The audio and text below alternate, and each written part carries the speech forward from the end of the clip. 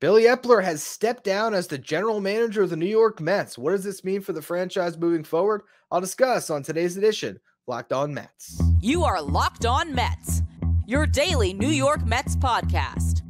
Part of the Locked On Podcast Network, your team every day.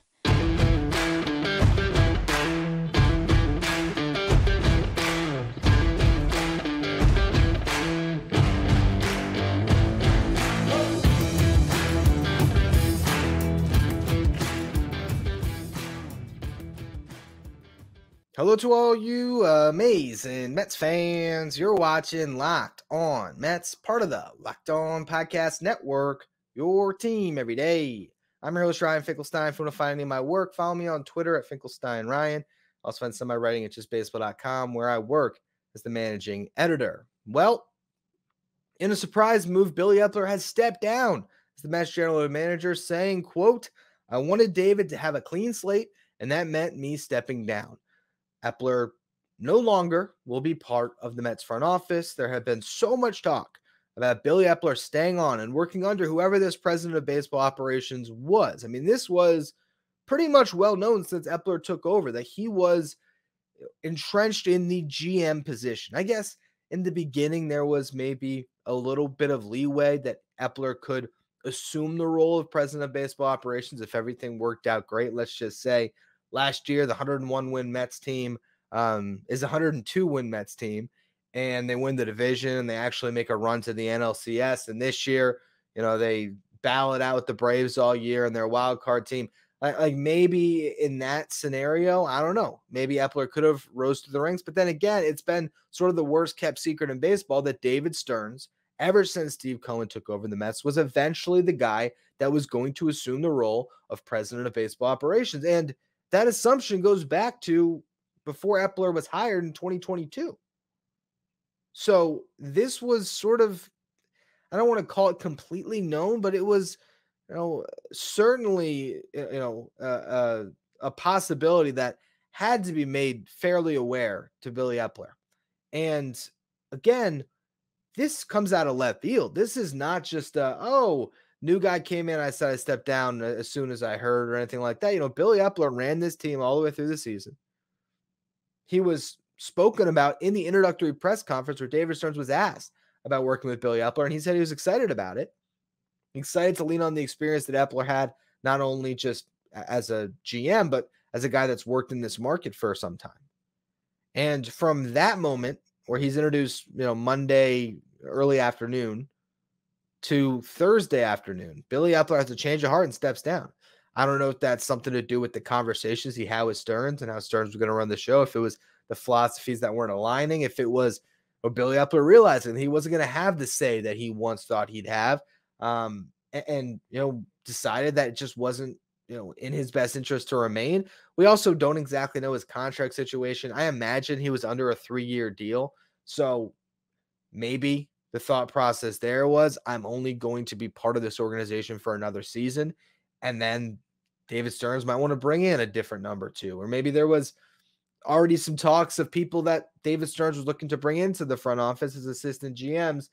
And maybe Eppler felt like he just wasn't going to have a voice in the decision-making. I really don't know what happened. But again, this was not the expectation. Steve Cohen seemed to really appreciate Billy Eppler in his time here, and he wanted Eppler to stay on. And I do think that Billy Eppler was going to provide some value to David Stearns. Maybe this all comes back to Daniel Vogelbach and the embarrassment of the story that Showalter, well, not Showalter, but again, the Mike Puma article, it felt like Showalter probably gave him some information about his opinions on Daniel Vogelbach and how Billy Eppler was the one that was pushing him down his throat this season. Obviously, I'm being sarcastic here. That's not what happened. But again, you were looking at a guy in Eppler who was essentially operating as the president of baseball operations the last 2 seasons. There wasn't a president in place. He was the top decision maker. He was making the calls. And it's tough to then just all of a sudden sit in the back seat. To be fair, that does not happen often. Typically, if there is a front office turnover, the front office gets turned over, with all of the kind of top executives moving out the door for the new brass to come in and for them to set up their people below them. And so in that respect, it makes sense. If you believed in David Stearns, which I certainly do, this isn't a hit because you still think that David Stearns is going to be able to run the show. But I think it makes his job harder, or maybe not. You know what? I actually don't entirely know how to feel. In some respects, I feel like it makes it harder because I thought Billy Eppler was a good guy to be in there. If he was lockstep with David Stearns, right? If he believed in the vision, if he wanted to remain with the Mets, if he felt like he could be the longtime number 2 under David Stearns, and they could work together on this thing, it would have made sense to have him in place to be able to give David Stearns the whole runaround of what's been going on in the organization and what they have to build towards, and to then fall in line to what David Stearns wanted to do. But I guess if Billy Eppler was strong-minded and had his own opinions and they were going to work, in opposition of David Stearns, then the best thing is to give him a clean slate. In that respect, you have to look at what Eppler did and think, all right, maybe he is doing the organization a solid. Also, you have to wonder, is Billy Eppler's phone blowing up from another team? Is there like another opportunity out there where Billy Eppler can go to a team and be a GM and actually call the shots? I don't know. I don't know what Eppler's next job's going to be, where he's going to go. But this is not, again, what the expectation was. And so now moving forward, the question is what's next? And I think for David Stearns, do you really have to hire a GM right now? I don't know if that is the most important thing on the docket. I mean, they still have other positions that have to be filled in the front office. They got to hire a manager. I mean, that's what I spoke about in the latest show, how Craig Counsell should be the manager if all goes right. But you still have to go through that process. You still have to interview other candidates. You still have to talk to Counsell and see if he's willing to come over. That's got to be the first priority, I think, when it comes to hires. Other positions in the front office have to be in consideration. Not falling behind on free agency and all the movement in that market is important. And then beyond that, at some point, yes, you have to find your number 2, your right-hand man in the front office that will be the general manager. But because you have David Stearns in place, I don't know if this is going to set the franchise back in any way. It's just not what we thought was going to happen. So what I want to do next is look at Eppler's tenure with the Mets, his 2 years, and sort of grade out what he did and how he fulfilled the role. And then the final segment, I want to get into sort of the one place where I think this actually does hurt the Mets. And there's a particular market in free agency where Billy Eppler is known to do some good work, and not having him aboard could hurt the Mets in their pursuit of a couple top free agents. Before we get to that, though, today's episode is brought to you by Ibotta. It's the football season, so that means pizza, wings, maybe even some buffalo chicken dip, whatever you prefer at your tailgate. Go all out and get cash back on every purchase with Ibotta. Ibotta gives you cash back on hundreds of grocery items, from produce to personal care to pantry goods, so you can make sure you're beating inflation no matter what you're purchasing. Either link your loyalty account or upload your receipt after you shop and get your cash back. It's that easy. The average Ibotta user earns $120 per year. That could cover the cost of an entire shopping trip, or you could use your cash back to buy that flight you've been eyeing, or the game you've been dying to go to, or that fancy dinner you've been craving. Other apps will give you points that don't amount to much. With Ibotta, you get real cash back that you can cash out to your bank account, PayPal, or gift cards. You can earn cash back on hundreds of online brands and retailers too, like Lowe's, Macy's, Sephora, Best Buy, and more. And right now, Ibotta is offering our listeners $5 just for trying by using the code MLB when you register. Go to the App Store or Google Play Store and download the free Ibotta app and use the code MLB. That's IBOTTA in the Google Play or App Store. Use the code MLB. So how did Billy Eppler do in his 2 years running the New York Mets? I think if we look back at recent general managers, he was one of the best. Now, that's a low bar to climb. Anyone who was listening to this show back in 2019 knows, well, 2019 and 2020, knows my personal disdain for Bertie Van Wagenen and his tenure running the club. And, little moves like, I don't know, not re-signing Zach Wheeler come up to mind because of 2 good half seasons. Then you had Jared Porter and Zach Scott, the first year of Steve Cohen's ownership, where the Mets could not get a GM hire right. And then you finally got to Eppler. And Eppler was hired right before the 2022 season. Well, not before the 2022 season, right before the 2022 offseason, as free agency is kicking off. And the Mets have gone through what was an agonizing search for a general manager. Finally, they land on Eppler. And he is working out of his hotel room. He's doing his Zoom introductory press conference, and he's on Zooms trying to meet the staff. And he's calling free agents. He's hammering out contracts and getting deals done. And he signs Mark Canha and Eduardo Escobar and Max Scherzer before the lockout. And then he has to come back around and ends up, making a trade for Chris Bassett. I think the Adam Ottavino signing might have happened after that period. But regardless, he put together a really good ball club and they won 101 games. And you have to credit Billy Eppler for that.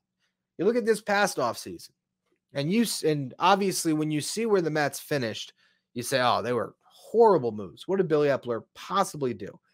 Well, sign Kodai Senga, it's a pretty good move. Sign Justin Verlander, good move. Re-sign Brandon Nimmo. Think that proved to be a solid addition, or not addition, but a solid acquisition to keep him. Edwin Diaz, not Eppler's fault. Traded for Brooks Raley, nice move. Like most of the things that did worked. Even Tommy Pham, that was a good signing.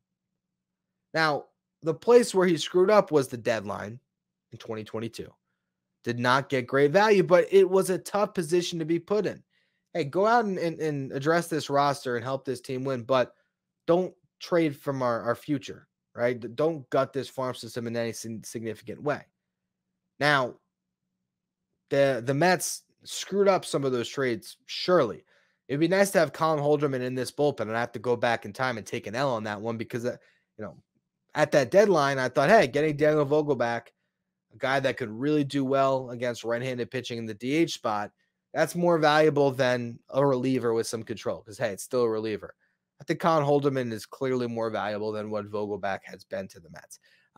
You look at the Tyler Naquin trade. They gave up this Hector Rodriguez, who has turned into like a blow-up prospect. So there's been some moves that have been made by Eppler that did not pan out.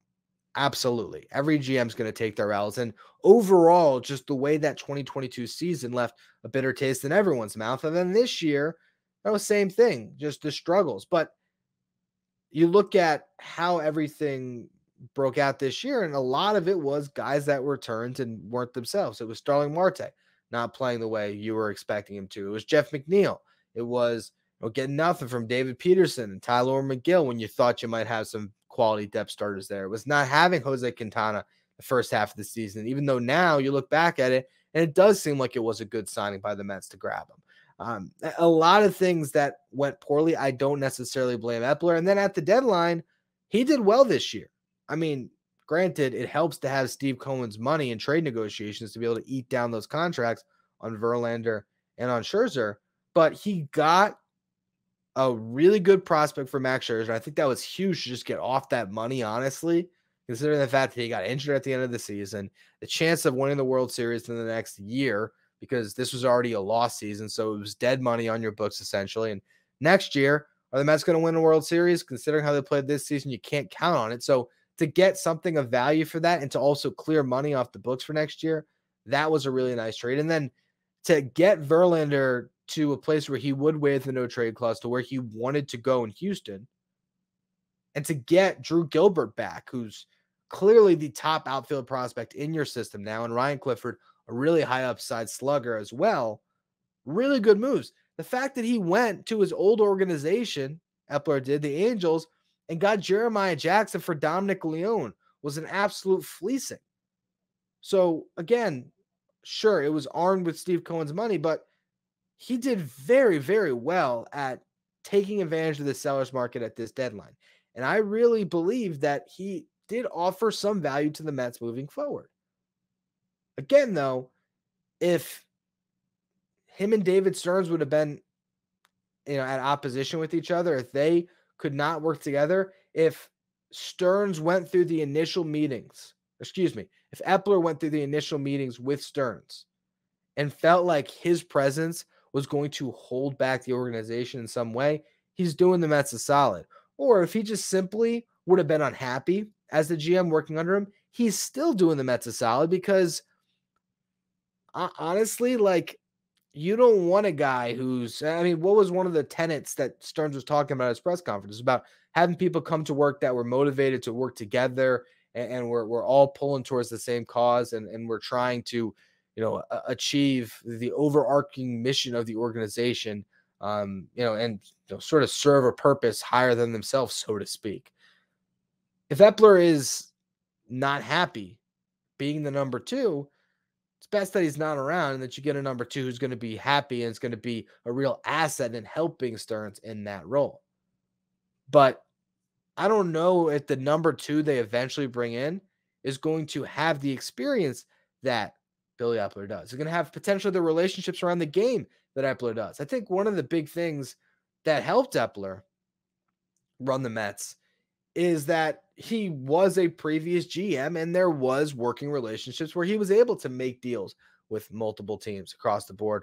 Whereas you saw someone like Brodie Van Wagenen, who was going from the agent seat and jumping ship to the other side of things, and maybe it was harder for him to negotiate those trades and get favorable deals. Not that Eppler made great trades, but he certainly did very well at this deadline as the seller.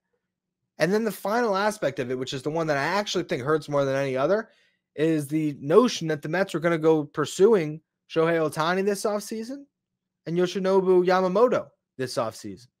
Two players that it feels like Eppler could have helped them get. And that's what I want to talk about in the final segment. Before we do, though, today's episode is brought to you by FanDuel. Snap into the action this NFL season with FanDuel, America's #1 sportsbook. Right now, new customers get $200 in bonus bets guaranteed when you place a $5 bet. That's $200 in bonus bets, win or lose. If you've been thinking about joining FanDuel, there's no better time to get in on the action. The app is easy to use. There's a wide range of betting options, including the spreads, player props, over-unders, and more. And you can bet on your New York football teams. The Jets are playing the Broncos on Sunday. They're 2.5-point underdogs, despite the fact that the Broncos are 1-3 this season. Now, they're underdogs because they're playing on the road, but is this the week that the Jets can get back in the win column? It might be. So this could be a chance to take advantage of that promotion. Again, $200 in bonus bets, win or lose, if you place a $5 bet. So you can just throw $5 on the Jets money line. They win. All right. You get to cash out a little bit there. Or also, you still get those bonus bets as well. Visit FanDuel.com/lockedon and kick off the NFL season. FanDuel, an official partner of the NFL. Now, if there's one place that Billy Eppler walking away hurts the Mets the most, it's in free agency this year. And this year in particular, because you look at the market and the two free agents that could most move the needle for the New York Mets are both Japanese players, Shohei Ohtani and Yoshinobu Yamamoto. Billy Eppler has a relationship with Shohei Ohtani. He is the general manager that got Ohtani to make the biggest mistake of his career. I'm only half kidding when I say that. To sign with the Angels in the first place. Billy Eppler was scouting Yoshinobu Yamamoto this season.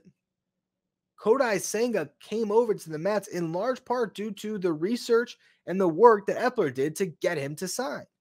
And Kodai Senga spoke about Eppler this season and said he does a really good job communicating to Japanese players and going through the process of how they will help the player get adjusted to major league competition, what they can do to ease that transition and provide them with all the resources they need to be successful.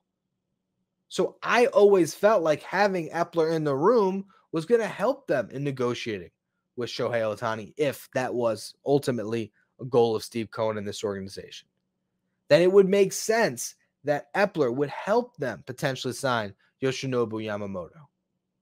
And now he's gone. Does that mean that David Stearns can't get that job done?